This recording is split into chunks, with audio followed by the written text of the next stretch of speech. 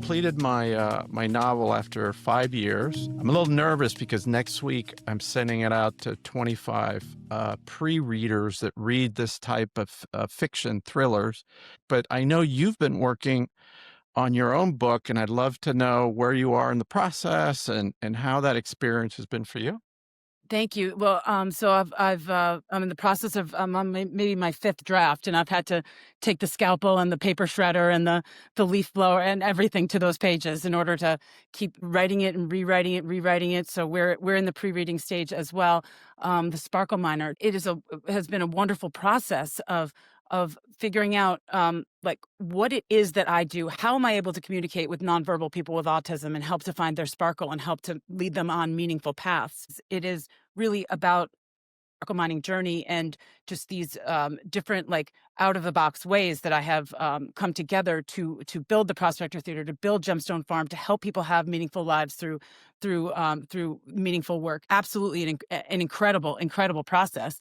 And so before, like what I do, my process of sparkle mining was very foreign to people because I automatically think of things. I connect dots. What you're saying is to reverse engineer what you just do intuitively. It's hard, It's hard. So like I know the process that I do, but to right? say to somebody else, "Oh, don't worry, just go out and tap your maple. Just don't worry if you can't figure out like how to follow Right. the storyline. Just make a coloring book," because those are the things that I was like actually like physically doing. You're an artist too, right?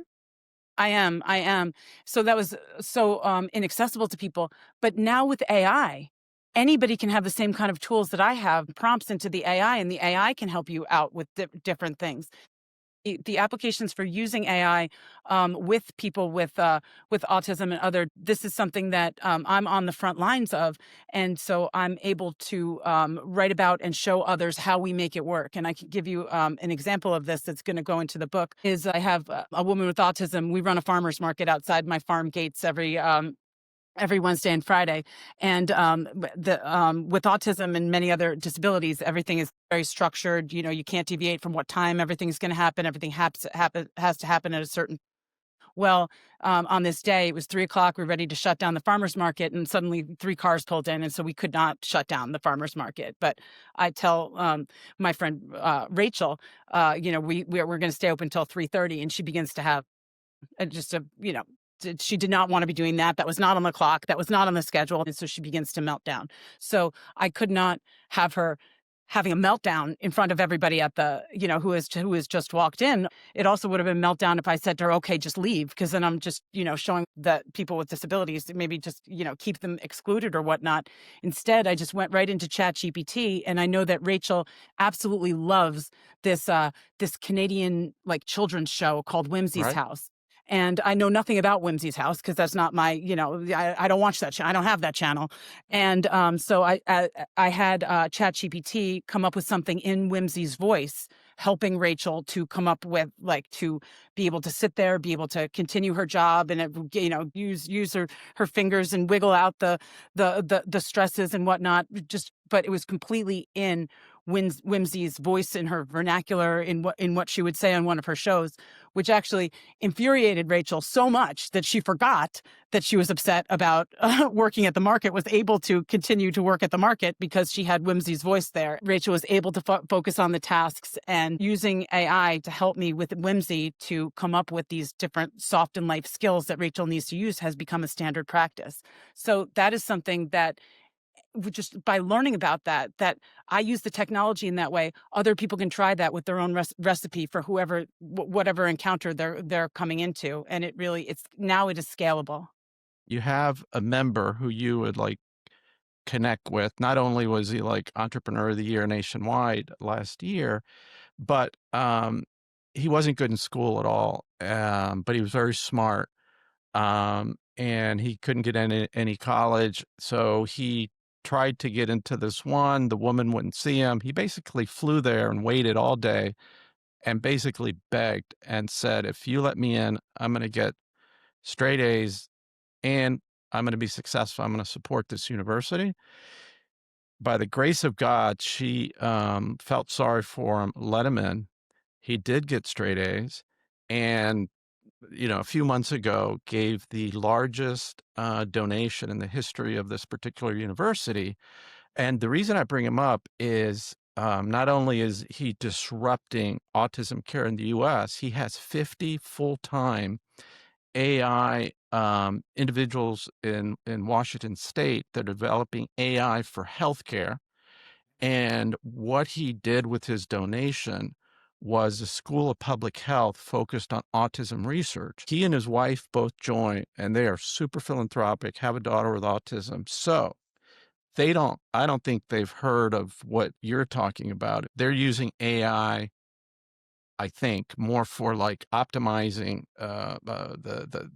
the expansion from 16, 17 states into others, to assessing individuals quicker, to providing better care. None of the things they do have anything to do with pharmaceuticals. It's all early stage interventions that have a significant impact. The problem is the training of Right. the individuals. But I am Of going right, of to I connect would love you. to connect with them because it's the teaching of the teachers is really Yes, that's the key. what I am great at, and because I've got kind of this, like, this dual role, of being creative, but also being, an educator. I know how to teach the teachers to do it, and I believe that now it is scalable the way that I am using this AI, and I do believe it is in a novel way. So, and I develop all of this just from analog ways that I used to do this. So when I would meet someone with nonverbal autism, I've got these different like toy buckets and these treasure tubes, and I would spill out before us all sorts of different just toys, trinkets, little action figures, dolls, things like that represent all kinds of different like interesting things in pop culture and just anything. And then I look to see what that person gravitates toward. So they might pick up a baseball card or a Teenage Mutant Ninja Turtle and just be like fully deep experts on those things. AI helps me and could help anybody to be able to hone in on that and just use the power of that thing in that person's life in order to just open up communication, start communication. And so it's from these analog ways that I was doing it in the past Right. that those would tell me, well, Val, you've got this creative, you're able to like connect these dots and everything else. It's a level playing field right now. We all have this technology with us right now that anybody really can adopt these practices. And so it is the teachers that we need to teach. And I'm who knows, maybe I'm on the spectrum. My kids think I'm a humanoid robot or something We all are, because Charlie. That's why it's a yeah, spectrum. We're I everybody's on the spectrum. I have probably 3,000 hours invested into AI, and because I can read extremely fast, and I type probably 140 words a minute. It's just incredible. I call it a third mind because you connect your intelligence and creativity to the best teacher if you put it in the right role model, and you say, "Hey, I want you to be these 5 people." They think very differently. This is what I think. How would you take that? What do you think? And then you make them argue against each other because I want to learn. And then out of all that comes this new idea that has like, and you go, wow, it's just unbelievable. It opens up whole new portals. And I am also writer. I don't know what to compare it to, maybe, when runners get in the zone or whatnot, but, when I am writing, I absolutely lose time, Me and too. It'll be 7 in the morning. There'll be yeah, 7 at night. all of a sudden, yeah, I realize wherever I am, even if I'm sitting out in the woods, right, wherever I am, all of a sudden I realize I come back into my body and I realize I'm freezing cold and the everybody's gone and it's like I have to like I got it because I've lost time because I've just like entered into this. My wife always knows where I am because I use these German mechanical keyboards, and my wife said it sounds like 1,000 Beatles, like screwing about, and if I'm upset or I'm writing like a really, I don't know, dramatic scene, so I'm like, "What's going on?" Yeah, I love that. That is like the art and theater of the writer. It truly is. And I'm really an old school girl, and so I've got like my favorite pens my notebooks around me at all times. When you're a writer like that, of going back and transcribing what I've written Right. and into, and I can't type it with as fast as you can type, not even close. But I love being able to, after I have gone through one of these massive like writing sessions, I guess maybe you would call them, being able to just photograph each page and then load it up into one of my bots. You have to be very, very careful and mindful of it. You can't take it, you have to make sure you keep that journal, but still being able to, and then also like in real time, being able to have one of the bots read what you've just written and then summarize, what is it that I've just written? Does this make sense? And how does this fit into the canon of the rest of the things that I've written? It all comes in and it all makes sense. Since I was 20 years old, I wanted to have a column in a newspaper. And it took me 40 years because I got the first column in 11 years on Market Watch, which is the sister publication of the Wall Street Journal.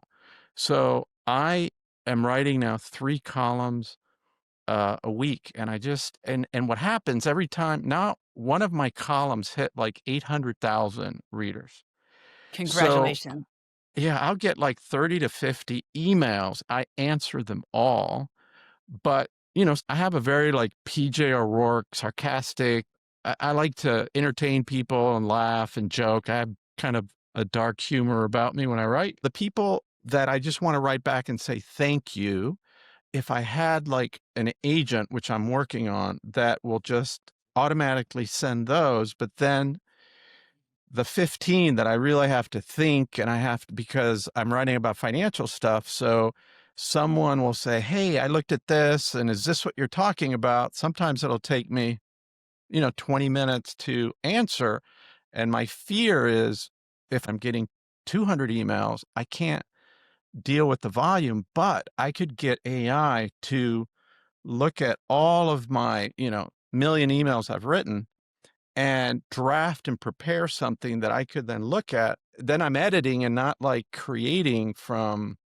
So I'm looking how to go from using AI for writing to creating agents. So I hired there's a R360 son-in-law who lives close by. He has a degree in AI, dual degree in AI, like from Duke, and a master's at Stanford. So I said, "Hey, can you come to my house, spend 4 or 5 hours with me?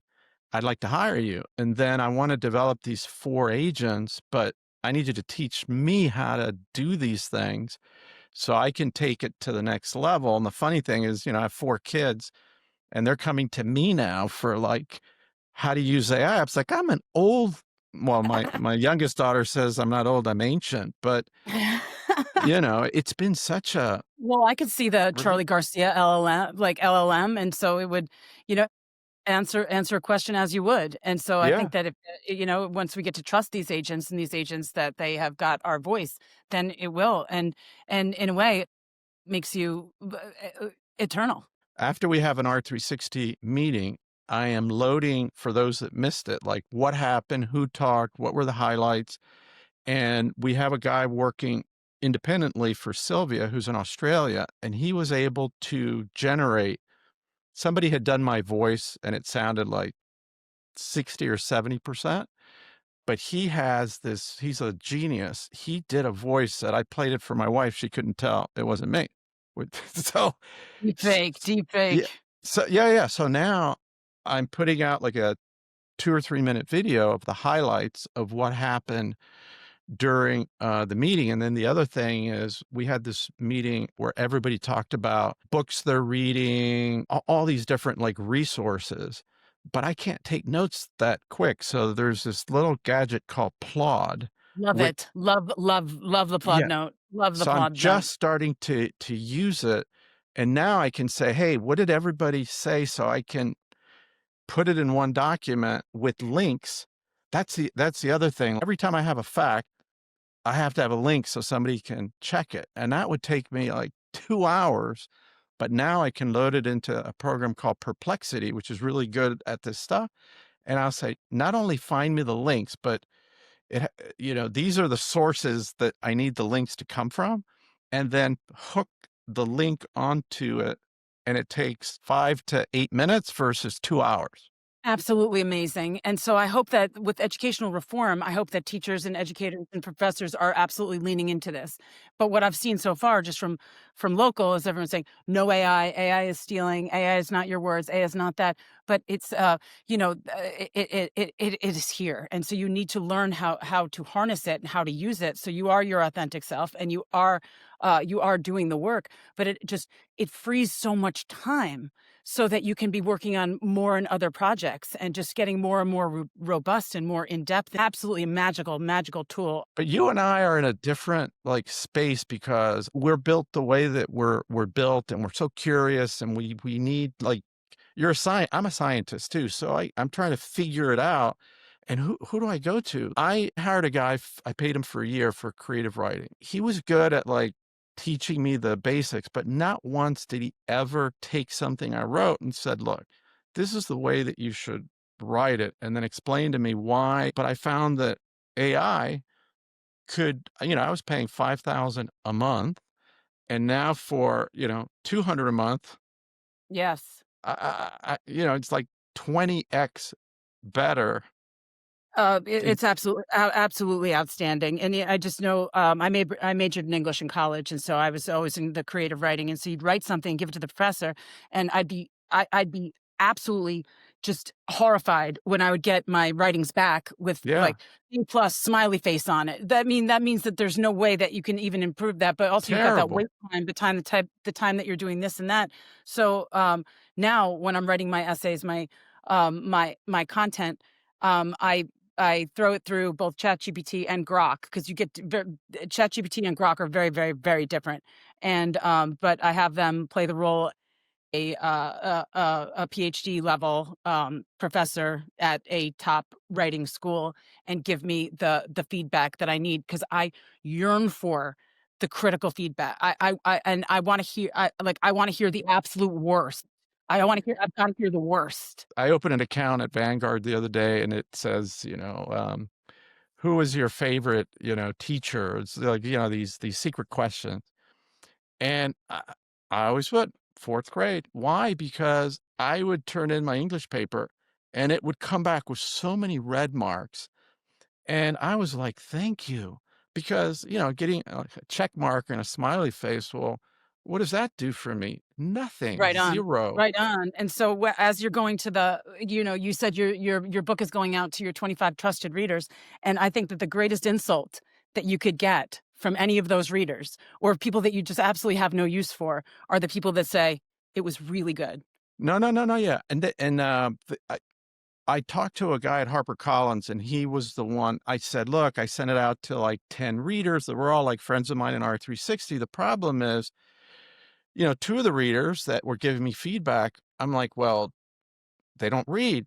I said, "Did you read the Da Vinci Code?" Because it's like, this is like the Da Vinci Code on steroids. I said, "No, we saw the movie, but we're not big readers." I started the summer, like in May, with 163,000 words, and I ended with 118,000.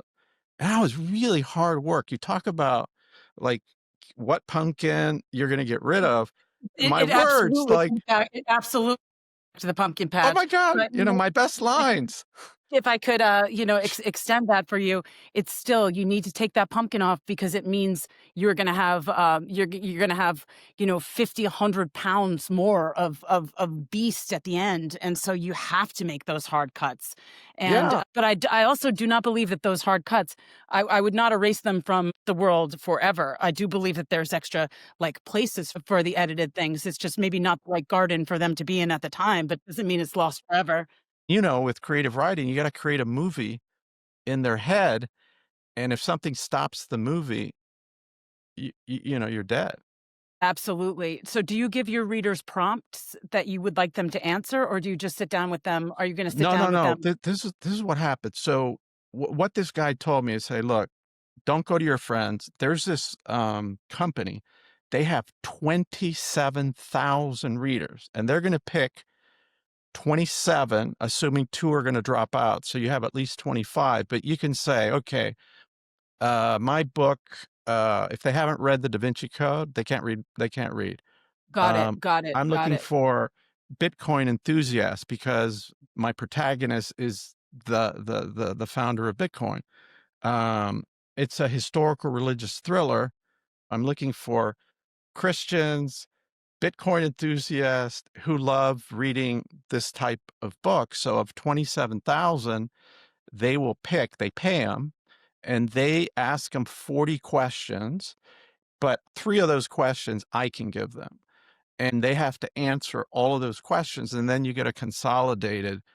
Now, this is one for fiction, but there's other companies that do nonfiction, and they said the value of people that don't know you, they're just going to answer the question, and then you get the consolidated feedback, and then I can, but I want to know, when do they fall in love with my character, and it can't be. Right. I want Yeah. them in the first 2 chapters. Right. And my questions for people who have read it and come back to me are, what made you laugh? What made you laugh? What made you cry? Like, what Yes, made you feel yeah, and things? my Like, what did you want to skip? What did you want to skip ahead on? What did you need more yes, on?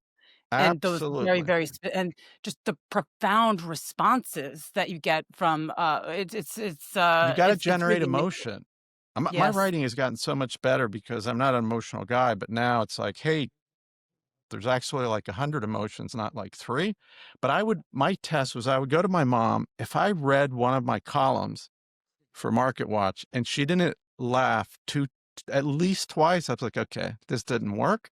yes, You know? yeah. But if I get her to laugh or chuckle 2 or 3 times, okay, it's good. Maybe we are not that different from giant pumpkins, and it's that shock, that awe that the writer needs in order to flourish.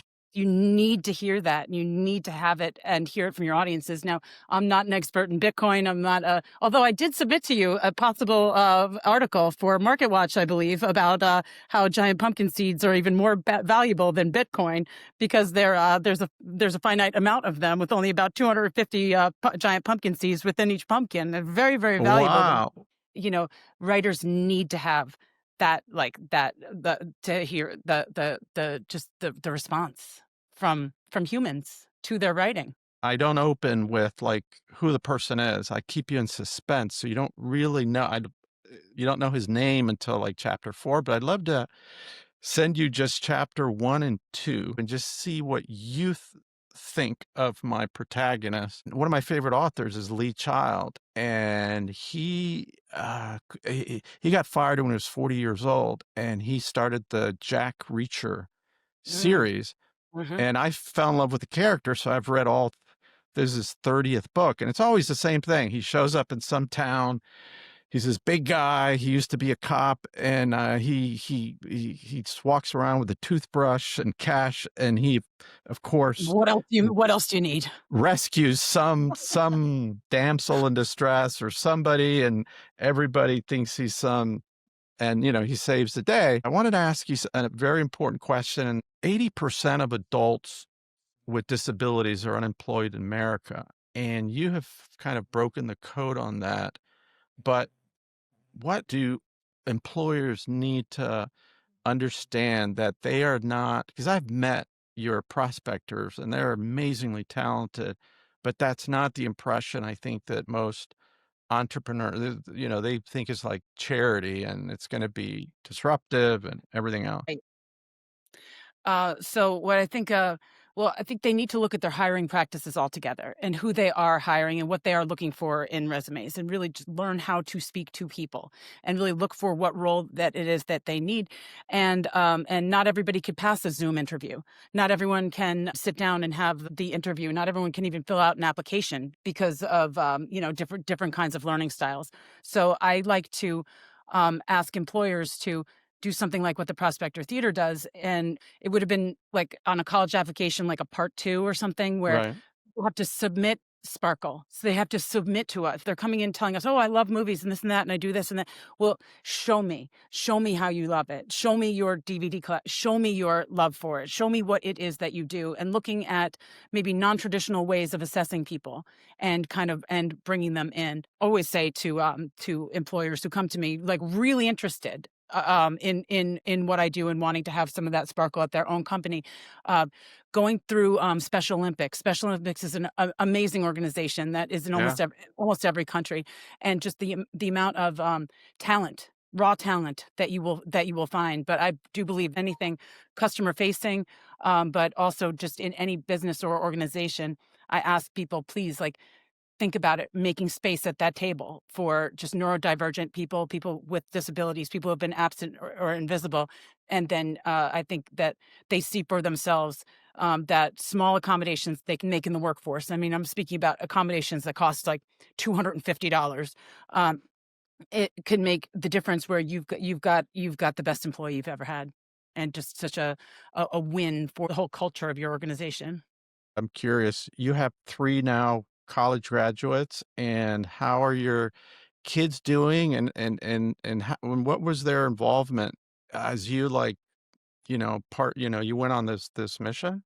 Yes, so, I mean, my kids grew up with, my kids did not know what disability was growing up because it was so natural to them, because I Right. always had people with disabilities all around me, so they were, their brains were formed early in just being, like, just ultra accepting. All of my kids have worked at the Prospector Theater and just know and love people with disabilities very, very, very well. My twins graduated from Dartmouth in, June, very proud of them, and my twins took a kind of different paths. My daughter works in Boston at Fidelity, and my son is a professional poker player in Las Vegas. So, That is so, so they, so cool. you know, I sparkle minds. love that. I Oh, love and that. I got to So tell you, cool. so I went to Vegas last week. I had the best time. Saw Wizard of Oz at the Sphere. Now that's go to the future.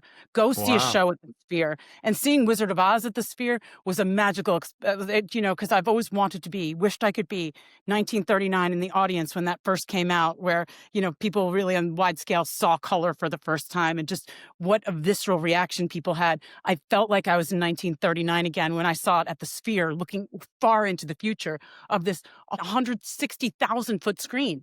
It's just absolutely so immersive and gets you right on top of it. But my kids and I love to play poker, so I'm at the poker room, and when somebody at like a poker table says to me like, "What do you do?" I don't even like know like how to answer that questions. At the poker table, I said I'm in the popcorn business, and somebody said, "I recognize you. I know who you are now." And I thought, oh, maybe they had our gourmet popcorn. Maybe it was a thing. Oh my gosh, this is so wonderful. Good. My kids are going to be able to hear other people like validating that they like this is important. They know who I said, you're to Orville Redenbacher. You're the widow Redenbacher. I said, yeah, okay.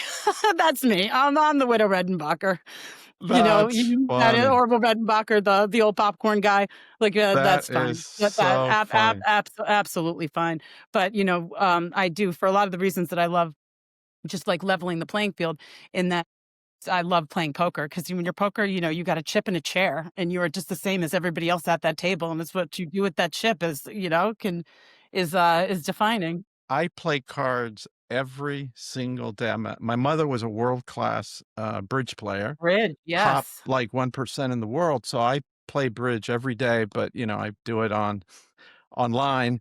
And I love, card games because I'm very good with numbers, like, I don't forget numbers, so games that are very, like, statistics, mathematics, I love. My father, he absolutely hated gambling, and we lived right across the street from a casino where I grew up, where I would go in when I was, like, 15. You could go in, like, before everything got, started, and what I would do is start with $20, and how long could I stay at the table without losing all my money?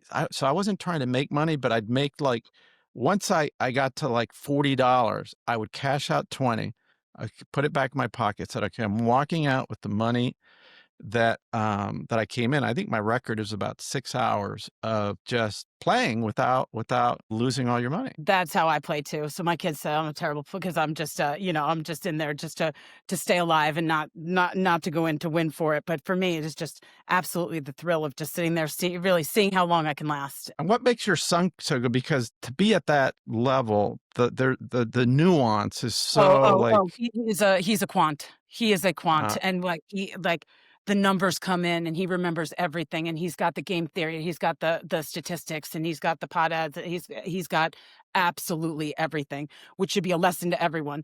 And when I tell people all the time, never play poker with one of my kids, that people think that I mean that my kids are degenerate gamblers or something like that, and I don't want like them to gamble with my kids. No, I'm protecting whoever I'm speaking to Yeah. from losing money from my kids because I mean they are absolute machines. So I recognize when I'm sitting down at that poker table, I'm sitting there and I am gambling. I am gambling, and I'm playing by intuition, and I'm playing by Yep. what. And I'm like, oh, these cards speak to me. All the kids right now in America, it's one of the problems in America, the 6-7 thing. All the kids are going 6-7, 6-7, 6-7, driving all the teachers absolutely batshit crazy.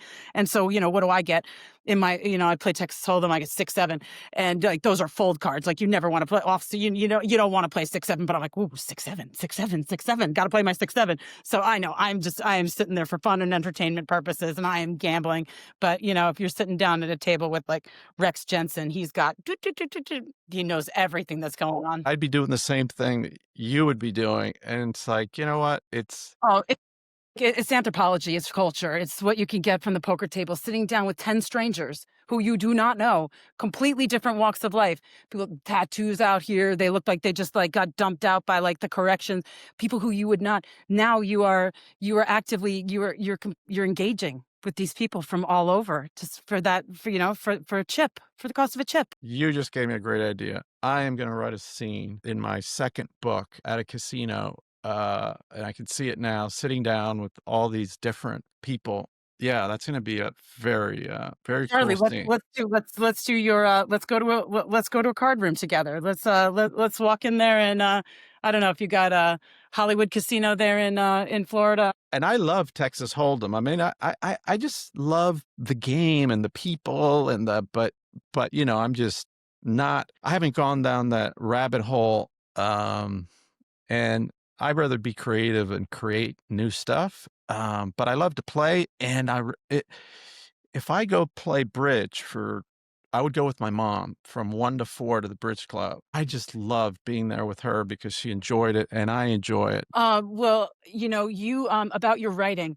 your obituary for your mother was one of the finest pieces of literature that I had ever read. Thank you. What a gorgeous tribute to her. You made her, I knew your mother, I've met her briefly through FaceTime, but I did have the privilege of knowing her.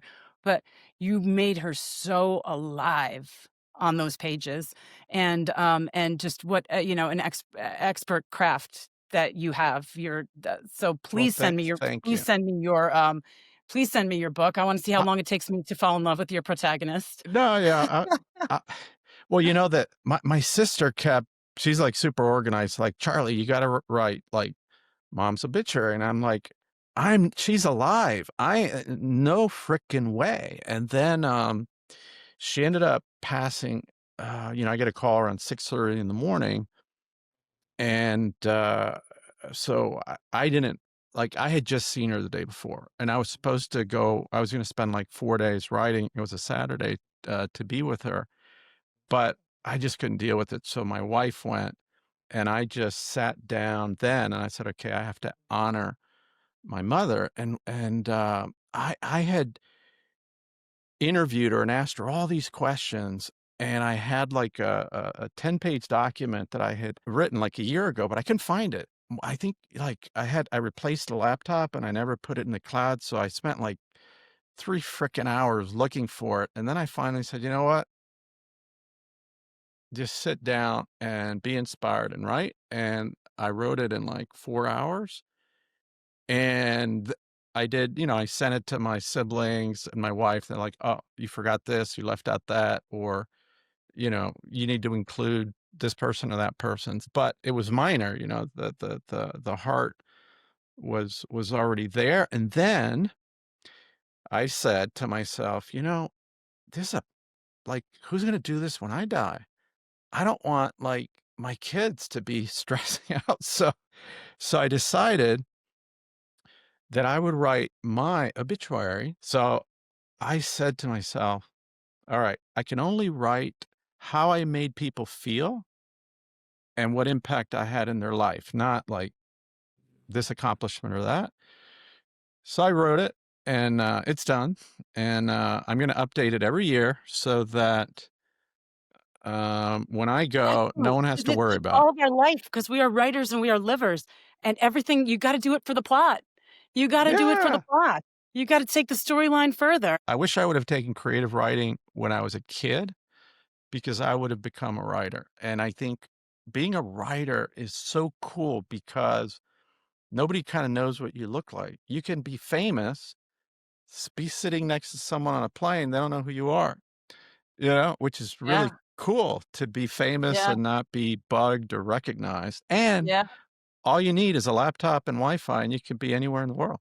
It's funny because even though I'm not a famous writer, but people always will know that I'm a writer because, well, I usually have pen all over my hands since I have a pen and paper. So it's like, you know, And and I'm a and be writer. careful because, an R360 member did his member spotlight this week, and, he was a hacker and a tech guy, and, his hacker name was the Brown Ninja. So my villain in the book is the Brown Ninja, and, other people that have helped me all of a sudden are reading and said, "My name's in your book." I said, "Oh, yeah, sorry about that." So That's awesome. well, is there any question that I didn't ask you that I should have asked you that you'd like to answer for the audience? I don't know. We covered a lot of ground. We definitely covered a lot of, to the audience. What I would like to say is, if you enjoy Sparkle, if anything of this touched you, please get some popcorn, Sparkle in a bag, or but take a trip to Connecticut, see what it's like to trip or to experience life in the best movie theater on the planet. Well, the world is blessed to have you in it. Thank you for joining us, and I look forward to giving you a big hug and making some of these introductions to some of these really, really amazing people that I think are going to want to support everything that you're doing. So stay safe, and if I don't talk to you in a bit, have a great holiday coming up. Thank you.